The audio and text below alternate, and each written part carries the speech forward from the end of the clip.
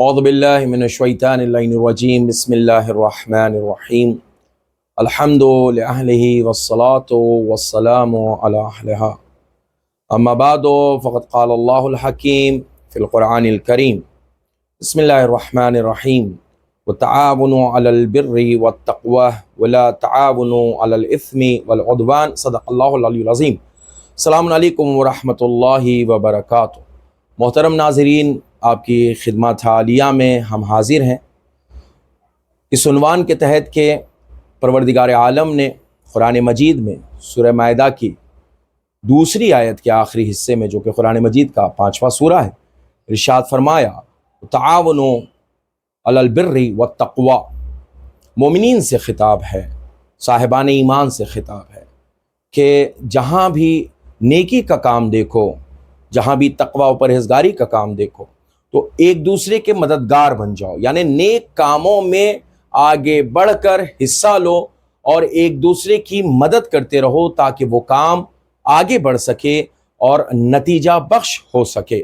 یعنی اس آیت میں بیدار کیا جا رہا ہے کہ جہاں بھی آپ یہ دیکھیں کہ کوئی نیک کام ہو رہا ہے، کوئی اچھا کام ہو رہا ہے تو وَلَا تَعَاوُنُوا عَلَى الْإِثْمِ وَالْعُدْوَانِ، اس کے بعد متوجہ بھی کروایا کہ اگر کہیں گناہ کا کام ہے، کہیں پہ بے راہ روی کا کام ہے، کہیں پر ایسا کام ہے جس سے جو ہے مشکلات بڑھنے والی ہیں، وہاں پر ایک دوسرے کی مدد نہ کیجیے، بلکہ تعاونوا علی البر والتقوی، جہاں نیک کام ہو، جہاں اچھا کام ہو، جہاں قوم و ملت کی بھلائی کا کام ہو، جہاں پر مستقبل کو سنوارنے کا کام ہو، جہاں پر دین کی بھلائی کا کام ہو، جہاں پر ایک دوسرے کو جوڑنے کا کام ہو، یعنی جہاں پر نیکی کا اطلاق ہوتا ہو وہاں پر ایک دوسرے کے مددگار بننے کی تاکید کی جا رہی ہے۔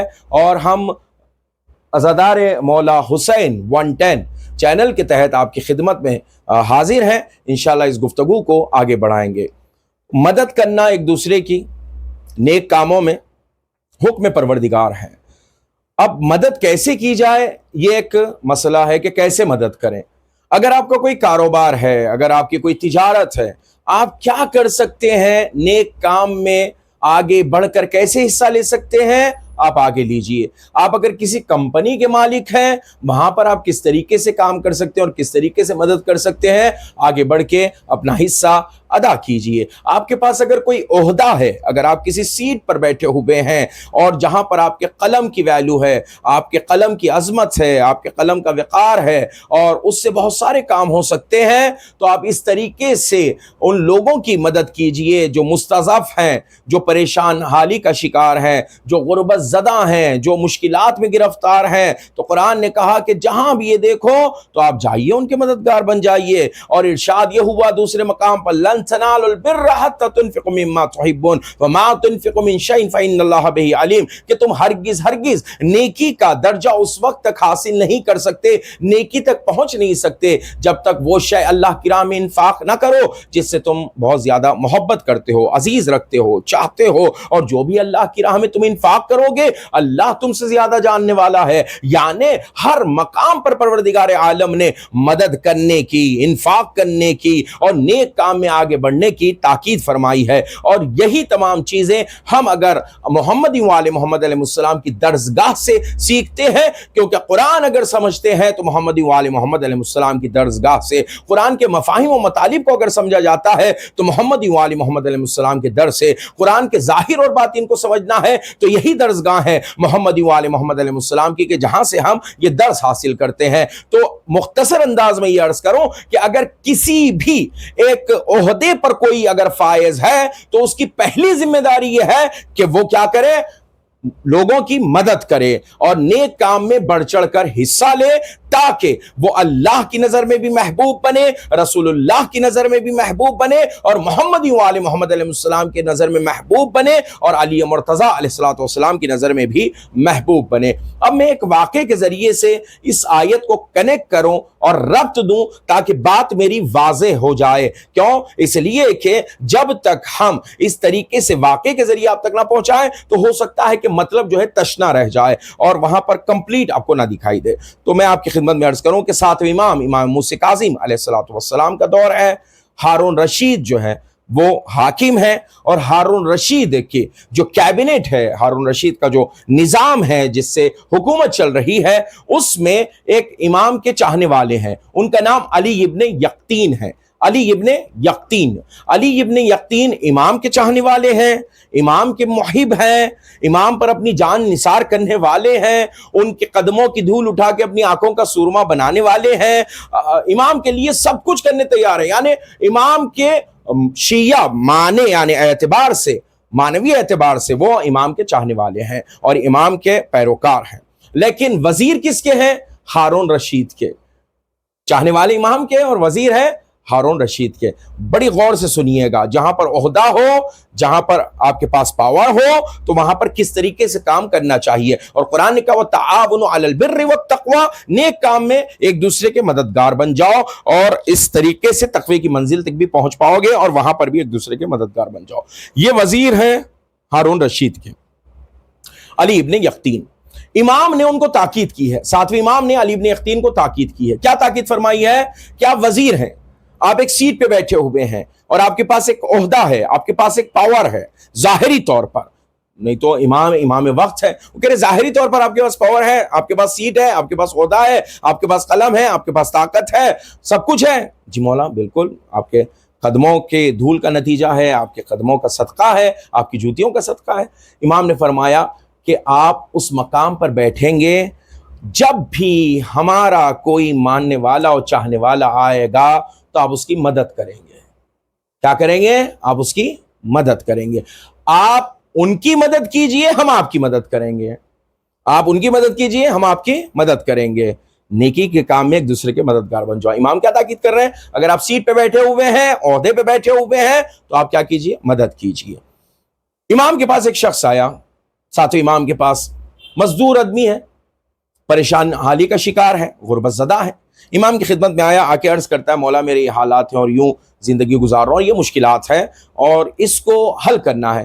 تو امام نے دیکھا کہ یہ کام حکومتی پیمانے پر حل ہو سکتا ہے، تو امام نے اس شخص کو کہاں بھیجا؟ علی ابن یقطین کے پاس، جو کہ وزیر ہیں، وزیر مملکت، ان کے پاس بھیجا۔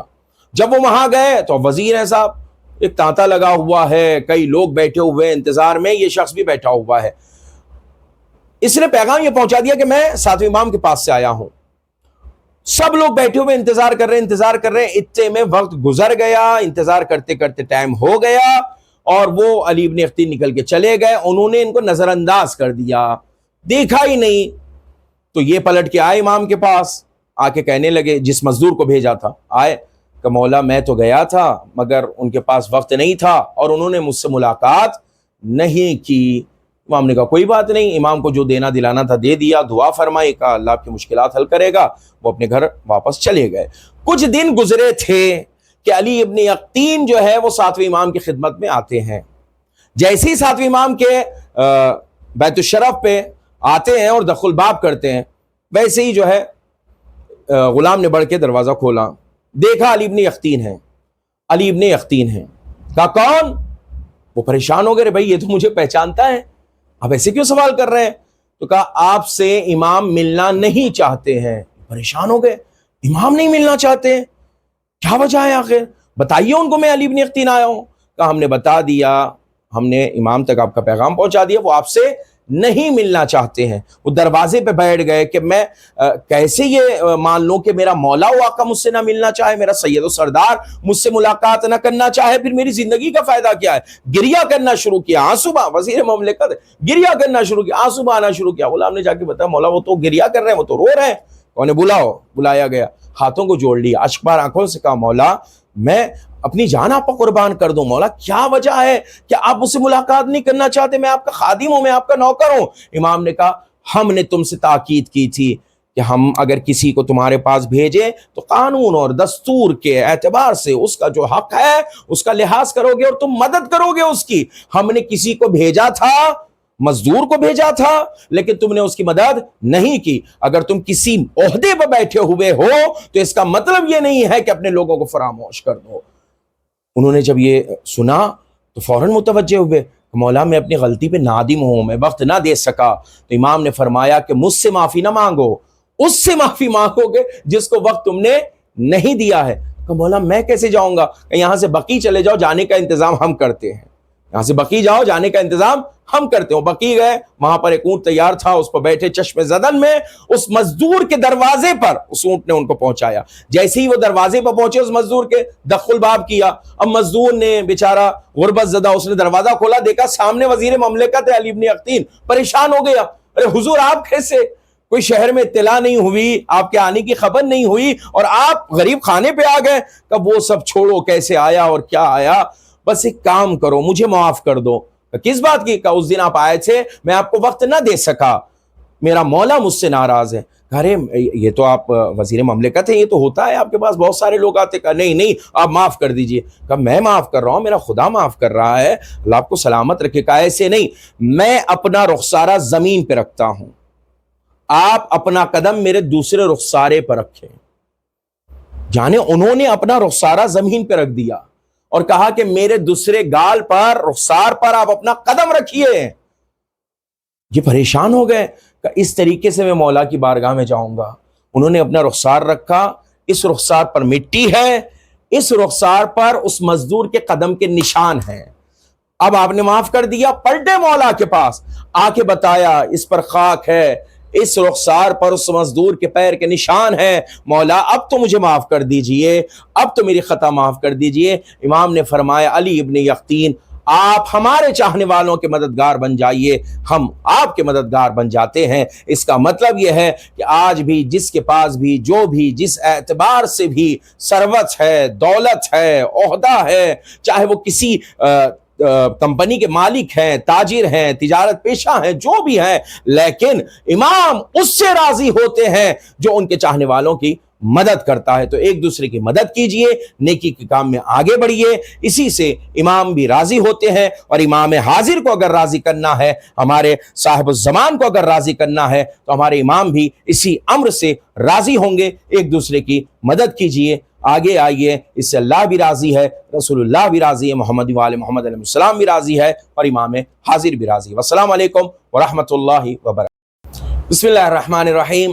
اب تمام ناظرین سے گزارش ہے کہ عزادار مولا حسین 110 یوٹیوب چینل کو سبسکرائب کیجئے۔ یہ نوجوان خدمت کرنے کے لیے آگے بڑھ رہے ہیں، امام حسین علیہ السلام کا پیغام پہنچانا چاہتے ہیں، عزاداری امام حسین علیہ السلام گھر گھر پہنچانا چاہتے ہیں، تعلیمات محمد وآل محمد علیہ السلام کو عام کرنا چاہتے ہیں۔ تو آپ تمام سے گزارش ہے کہ ان کے چینل کو سبسکرائب کیجئے، عزادار مولا حسین 110۔ والسلام علیکم ورحمۃ اللہ۔